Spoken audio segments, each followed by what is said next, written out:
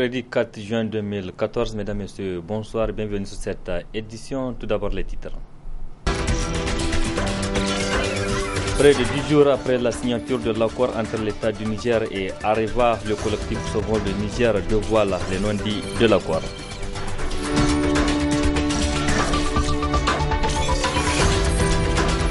Les enseignants membres du CEPRAS menacent d'aller en grève de 2 jours le 5 et 6 juin prochain. Ce matin, ils étaient en assemblée générale pour encore rappeler leurs revendications.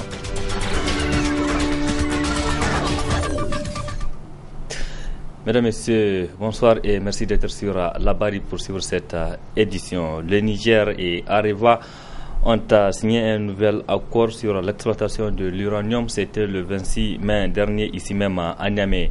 Mais malgré les points d'accord rendus publics dans le communiqué de presse, la société civile nigérienne a relevé des non-dits dans le dit accord. Le reportage de Ibrahim Tikiri. À première vue, le nouvel accord signé entre le Niger et Areva peut paraître équilibré pour le citoyen lambda et le ministre des Mines, Ladan Tchana. Mais erreur, les choses sérieuses n'ont pas commencé. À en croire le collectif Sauvons le Niger, qui a martelé que le partenariat entre le Niger et le géant nucléaire français demeure encore déséquilibré. Il faut donc relever sans embâche que cela procède tout simplement de la duperie. Car en vérité, cette loi minière 2006 en question fera l'objet de modifications pour tenir compte de tous les desiderata de Areva et sera soumise très prochainement à l'adoption à l'Assemblée nationale, le tout avant le 30 juin. Date retenue pour la signature des conventions en objet. Parce que beaucoup de gens ne savent pas, en fait, que les conventions en tant que telles ne sont pas abordées et ne sont pas signées. Et on a entendu certains clamer à gauche et à droite et qu'on a signé les conventions et on applaudit, tout est bon.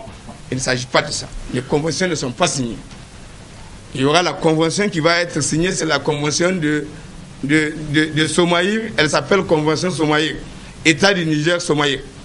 Et ensuite, il y aura la convention État du Niger Cominac, qui elle aussi doit être examinée et signée. Normalement, ça doit se faire conformément aux dispositions désormais de la loi minière de 2006, mais malheureusement, Areva n'est pas d'accord et ne veut pas se soumettre à notre loi pour respecter les dispositions qui sont prévues dans notre loi.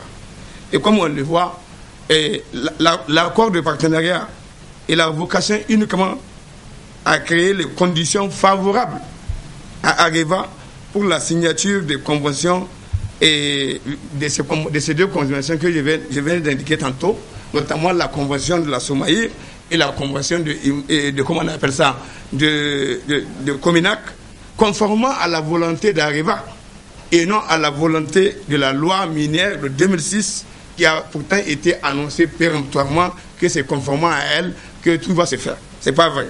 Malgré les engagements pris par Areva, l'application de la loi minière 2006, le point essentiel des négociations, reste toujours en souffrance.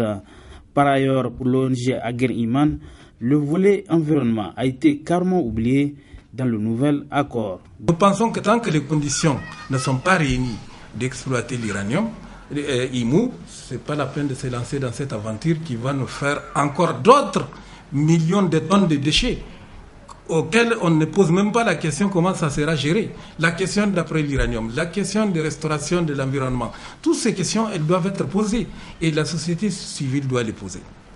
Maintenant, pour ce faire, qu'est-ce qu'il faut faire?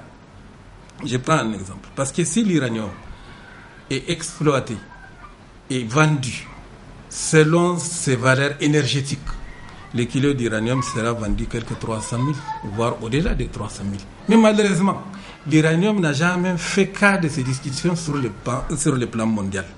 C'est pourquoi nous appelons la société nigérienne, la société civile, je veux dire nigérienne, et internationale à nous aider à faire un plaidoyer pour que l'uranium soit vendu à ses justes valeurs, sa valeur énergétique, sur le plan mondial. Nous sommes aujourd'hui satisfaits que l'État est impliqué dans cette question, dans la question de l'uranium, parce que je vous dis, dans les années 2099, ce n'est pas le cas. Et aujourd'hui, la société civile nigérienne, selon leur compréhension, chacun participe à faire en sorte qu'en tout cas, que les Nigériens profitent de l'uranium. Afin que l'exploitation et la répartition des revenus issus des ressources naturelles profitent aux populations nigériennes. Une directive pourtant contenue dans la constitution de notre pays. Je rappelle que vous suivrez en partie magazine de ce journal l'intégralité du point de presse animé hier par Nuhu Arzika, membre du collectif Sauvons le Niger, sur l'accord signé entre l'État du Niger et le géant du nucléaire français Areva. La saison de pluie s'installe progressivement à Niamey et dans les autres régions du pays. Une période également propice à diverses maladies infectieuses lorsque les conditions d'hygiène et d'assainissement ne sont pas réunies. Reportage à Michel Djedji et Chebou Guissou. Presque omniprésent dans plusieurs quartiers de la ville de Niamey, l'état d'ordure et eau stagnante ne tarde pas à offrir des spectacles désolants aux riverains dès le début de chaque hivernage. Un état de fait qui expose davantage les populations à plusieurs maladies qui deviennent alors très fréquentes si des mesures idoines ne sont pas prises en amont. Les mesures de prévention, c'est les mesures d'hygiène. D'abord, envers les autorités locales, et surtout les autorités communales, c'est la bonne évacuation des eaux. Empêcher la stagnation des eaux de pluie dans les différents ruelles, dans les différents quartiers. Parce que c'est cette eau stagnante qui attire les moustiques, qui favorise la pullulation, la multiplication des moustiques, parce que ça constitue des gîtes larvaires. On doit au moins empêcher ces flaques d'eau ou empêcher en tout cas à ce que les moustiques se développent à travers l'épandage des huiles mortes ou à travers le traitement des gîtes larvaires qui normalement doit commencer en début de cette saison hivernale. Mais le conseil d'hygiène, c'est surtout envers la population. Il faut protéger l'eau de boisson. Il faut faire en sorte que les animaux qui cohabitent avec les gens de la concession ne puissent pas mettre leur bouche partout dans les ustensiles de cuisine, dans l'eau de consommation, etc. Parce que c'est une période où partout tout est humide et le moindre germe vraiment il se propage très facilement et il peut entraîner une grande contamination. Pourquoi pas vraiment les maladies hydriques les plus graves comme le choléra. C'est durant cette période. Alors que des simples mesures d'hygiène, si on les prend facilement, on peut éviter toutes ces maladies qu'on vient de citer. Dans certains quartiers, les menaces de ces immondices se font déjà sentir avec les premières précipitations enregistrées. Quand il y a la pluie, ça rentre dans la question. Même la route, la pluie barre la route. À cause de ça, nous demandons à l'État de s'occuper de cette ordure. Vraiment, on a besoin d'aide pour que les ordures, ça nous donne des maladies même. Et il y a des moustiques encore qui viennent nous piquer. Nous voudrions vraiment que les autorités nous aident, ne serait-ce qu'en curant les caniveaux et en réparant ceux qui ne sont pas en bon état.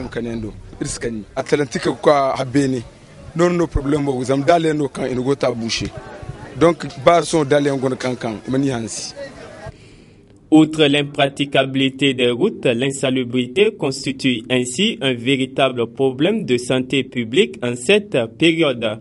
Dans certains arrondissements communaux de la ville de Niamey, les services techniques des municipalités sont déjà à pied d'œuvre. Des efforts qui méritent d'être élargis et soutenus par tous. Parlons éducation à présent. Le cadre permanent de réflexion et d'action des syndicats de l'enseignement CEPRAS entame à partir de demain jeudi 5 juin 2014 une grève de 2 jours sur l'ensemble du pays. Une grève pour amener le gouvernement à prendre en compte les revendications des enseignants. Ce matin, le CEPRAS était en assemblée générale pour expliquer aux militants venus nombreux à la maison des jeunes à Djadou Sekou les raisons du blocage des négociations entre entre les deux partis. Reportage à Nafissa Zakou et Ibrahim Abdou. Cette assemblée générale, la énième du genre du cadre permanent de réflexion et d'action des syndicats des enseignements CEPRAS, vise à rappeler au gouvernement les engagements pris lors des dernières négociations entre les deux parties qui ne sont pas encore honorés par la partie gouvernementale. Une situation qui a contraint le CEPRAS à observer des séries de grèves tout au long de l'année scolaire 2013-2014. Depuis qu'on a engagé les mois de grève, nous avons à chaque fois l'habitude de réunir l'ensemble des militants du CEPRAS pour leur tenir informés vraiment de l'évolution de la situation, surtout de l'état des négociations avec le gouvernement. Il vous souviendra, le CEPRAS avait signé un protocole d'accord en 2012 suivi d'un autre protocole d'accord additionnel.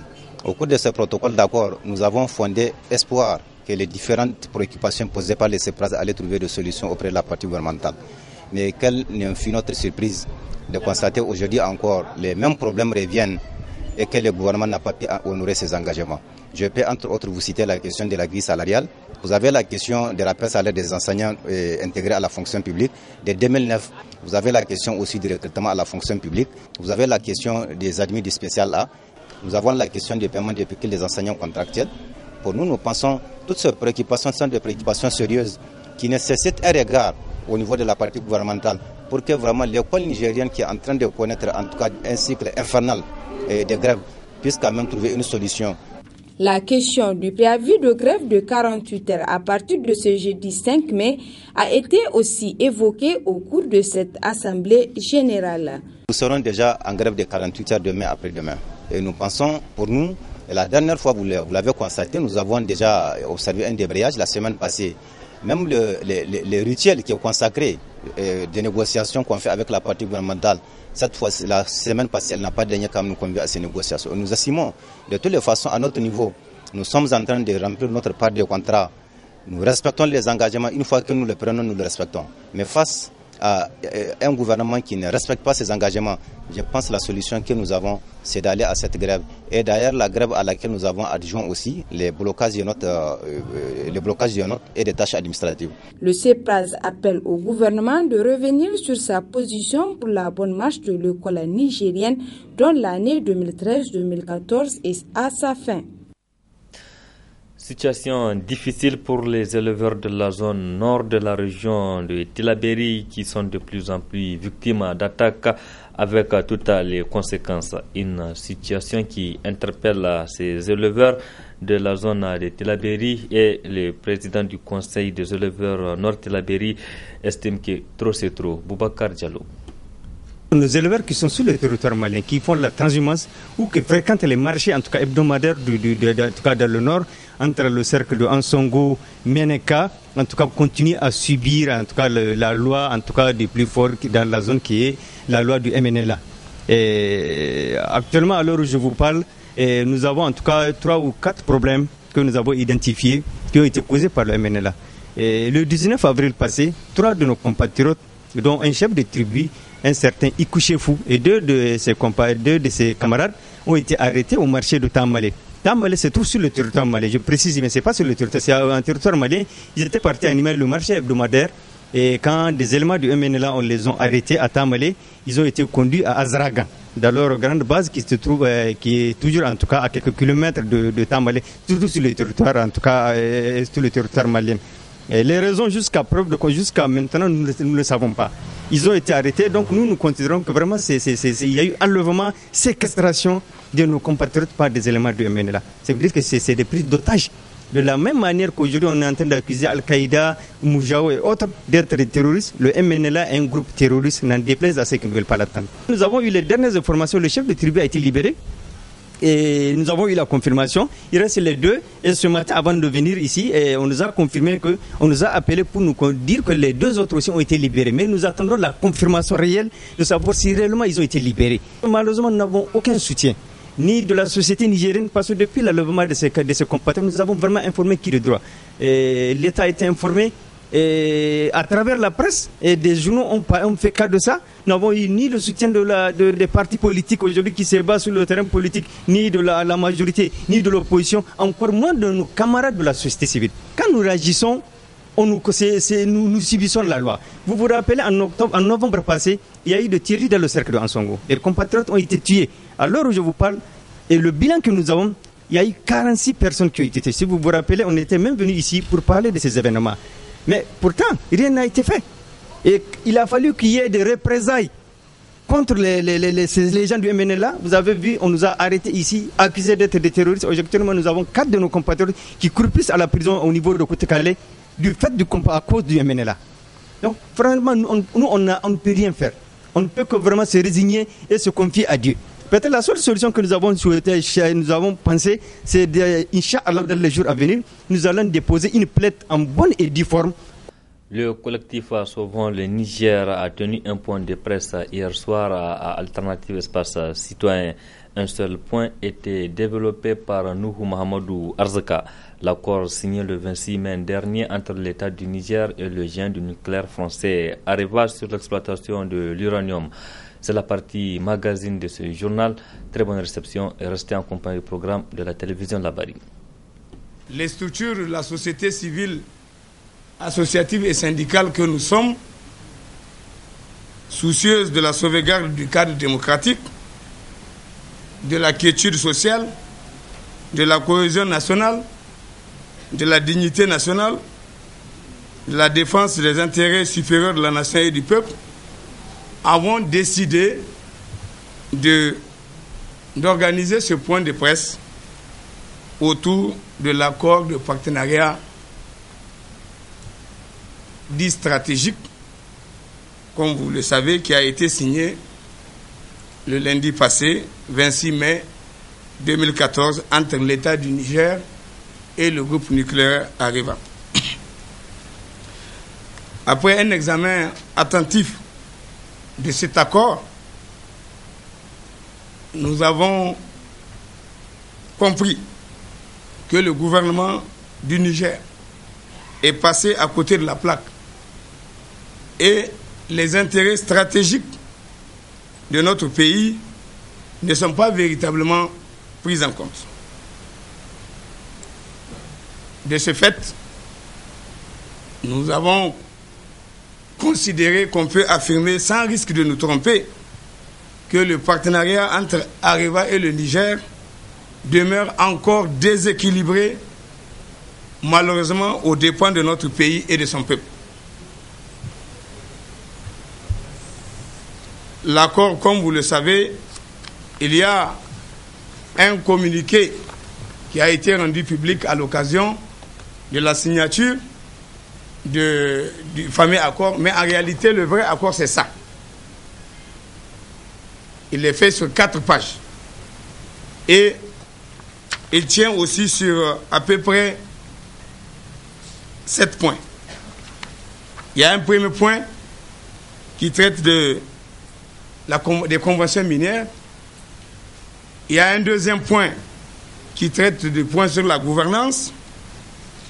Le troisième point, c'est le mode de détermination du prix Niger. Le quatrième point, c'est par rapport à la convention ivoirienne qui lie l'État du Niger avec Areva, qui est pratiquement sérieusement mise à rude épreuve à l'occasion de la signature de cet accord de partenariat dit stratégique. Il y a un 5e point qui parle de la question de la route Tawa-Arlit, un 6e point qui concerne le siège social des sociétés minières, un 7e point qui parle de l'Iraser, un vieux dossier sur lequel l'État du Niger et Areva s'était déjà entendu depuis pratiquement 2006, mais qui n'a jamais vu le jour en tant que tel parce qu'Areva n'a jamais respecté ses engagements. Et enfin, les résolutions de cet accord, où justement les deux parties se sont engagées sur la nature des protocoles d'accord qu'ils vont être amenés à faire, et aussi sur les dispositions diverses où ils se sont entendus de communiquer cet accord à des tiers et aussi de le rendre public de quelque manière que ce soit, sans bien sûr l'accord préalable écrit de l'autre partie.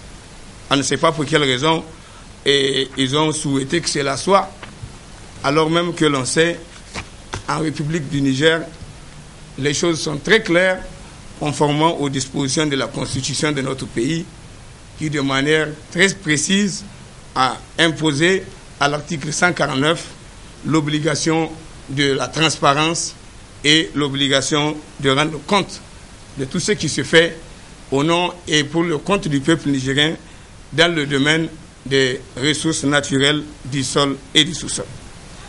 Alors, si l'on peut, concernant le premier point, proclamer, parce qu'ils l'ont peut noter, parce que dans le document, ils ont proclamé péremptoirement que le renouvellement des conventions minières Somaïr et Cominac se fera conformément à la loi minière 2006.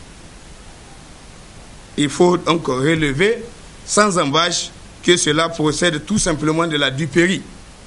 Car en vérité, cette loi minière 2006 en question fera l'objet de modifications pour tenir compte de tous les déshydratats de Areva et sera soumise très prochainement à l'adoption à l'Assemblée nationale, le tout avant le 30 juin.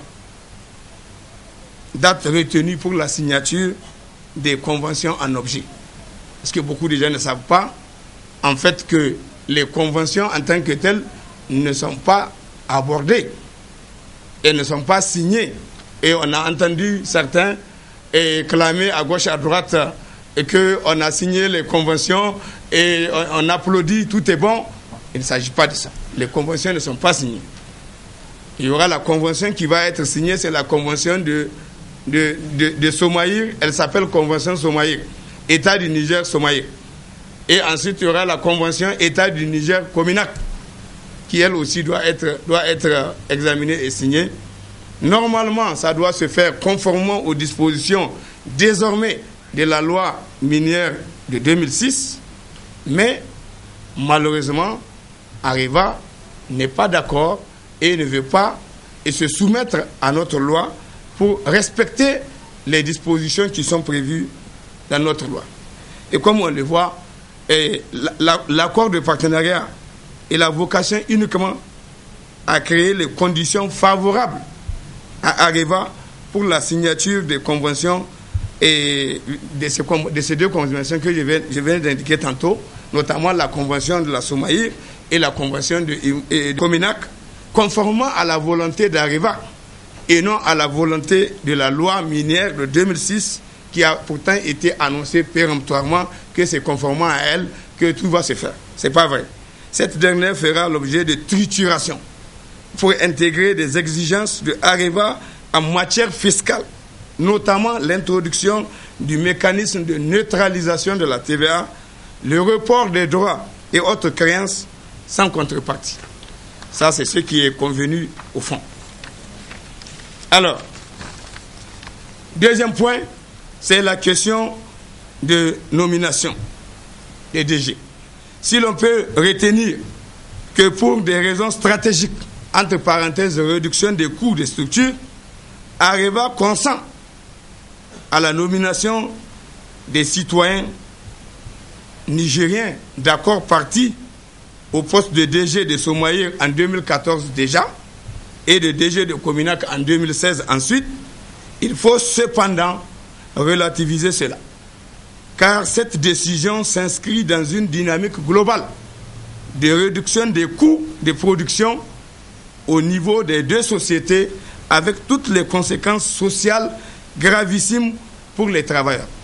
Ce qu'il faut retenir à ce niveau, c'est que en fait, la partie gouvernementale et Areva se sont entendus qu'il faut travailler à déboucher sur la réduction du coût de production du kilo au niveau de ces sociétés.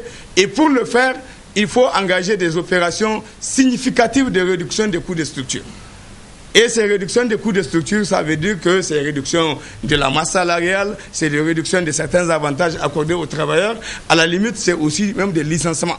Bien qu'ils ont dit que cet accord va privilégier le maintien de l'emploi. Quand on parle de privilégier le maintien de l'emploi, il faut entendre que les emplois vont être conservés, mais avec l'accord des syndicats et des travailleurs qui vont accepter la réduction des prix. J'allais dire la réduction des salaires. C'est-à-dire qu'on va leur demander, si vous voulez qu'on garde l'emploi à tout le monde, alors donc il faut que vous acceptez la réduction de votre salaire de 10, 15, 20 ou 30% pour que chacun puisse conserver son emploi et l'entreprise va survivre. Déjà, vous le savez, ça a été une expérience déjà connue dans notre pays. Il faut donc prendre en considération, et c'est ça qui constitue les éléments cachés de cet accord qui vient d'être signé.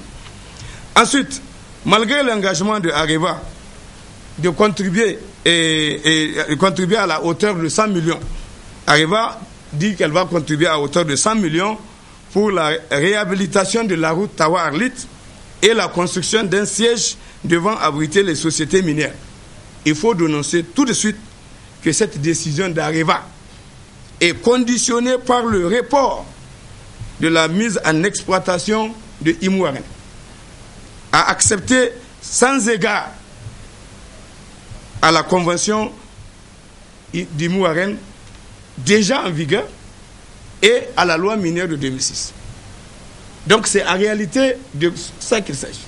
C'est que le gouvernement est d'accord, en violation de la convention de Imouaren, qui a été déjà signée en 2008 et qui a prévu que normalement l'usine devait être achevée au 30 décembre 2012, mais malheureusement, qui ne l'a pas été, et où on a annoncé les reports à plusieurs reprises. On a dit 2014, puis ensuite on parle de 2015, 2016. Finalement, aujourd'hui, dans l'accord là, on parle de 2017, et puis on parle de 2020.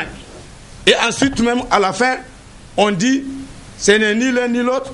Finalement, la réalité, c'est que c'est reporté sine die, et que c'est un comité dit stratégique qui va être mis en place dès ce mois, où on va désigner quelques personnes qui seront dans ce fameux comité et qui vont travailler avec Areva, que Areva va identifier, que Areva va connaître, et forcément Areva va prendre en charge pour qu'ils ne puissent pas voir, pour qu'ils ne puissent rien entendre, et pour qu'ils ne puissent jamais constater que la situation est favorable, pour qu'on puisse obliger Areva à respecter les engagements qu'elle est venue à prendre. Or, le problème qui se pose par rapport à cette situation, c'est que, et il faut bien noter que cela, malheureusement, c'est en violation flagrante des textes de notre pays. Premièrement, la loi minière elle-même.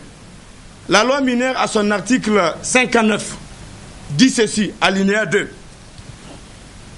Les titres miniers institués en vertu de la présente loi peut être retiré par l'autorité qui les a émis et dans les mêmes formes lorsque l'activité de recherche ou de mise en exploitation est retardée ou suspendue pendant plus d'1 an pour la recherche et plus de 2 ans pour l'exploitation, ou si elle est restreinte gravement sans motif légitime et de façon préjudiciable à l'intérêt général.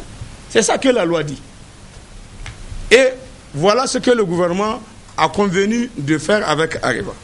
Donc en somme, comme nous venons de le voir, le contenu de l'APS, c'est-à-dire l'accord de partenariat stratégique, il viole délibérément les textes de la République en vigueur et les engagements souscrits, antérieurement souscrits par Areva, notamment à l'occasion de la signature de la convention de 2008, qui a été signée à cette époque.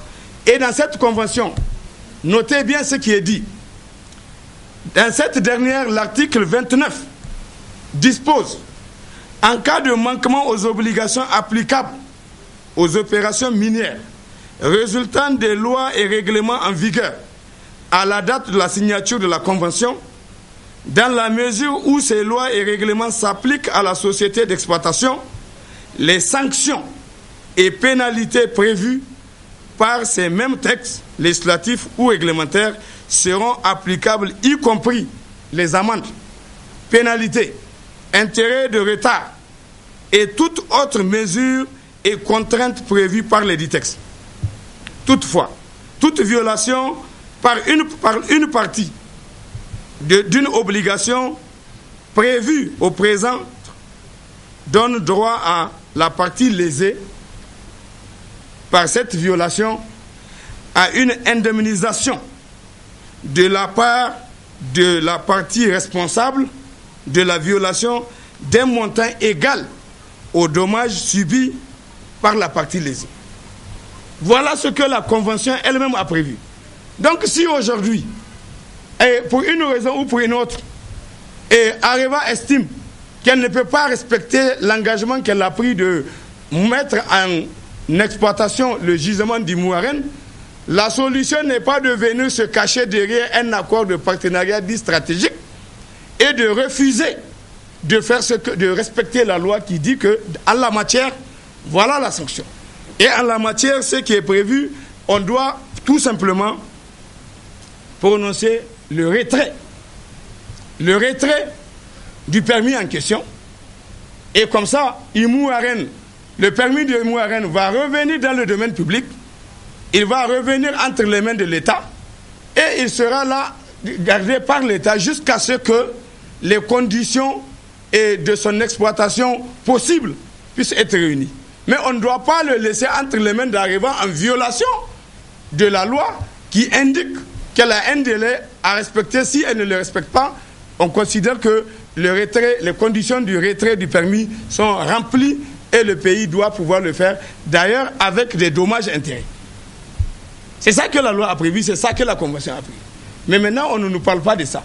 On nous parle simplement que Areva a dit qu'elle va donner 100 millions et que les 100 millions qu'elle projette de donner, elle détermine déjà comment on va les utiliser, qu'on va les utiliser pour les infrastructures, pour la construction de la route, et on doit les utiliser pour la construction d'un siège pour le compte du Niger, mais avec droit de jouissance aux sociétés minières, c'est-à-dire Areva, Somaï, Cominac et autres institutions qui vont utiliser le siège comme si c'est le bâtiment, exactement comme ce qu'ils font aujourd'hui avec le bâtiment de Sonara. Sauf que Sonara n'a pas été construite avec l'argent de l'uranium, elle a été construite avec l'argent du bénéfice de la vente de l'arachide et du coton.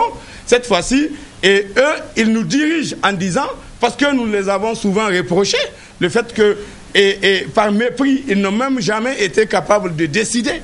Parce qu'ils savent qu'ils sont comme des passages, malgré le temps que ça prend.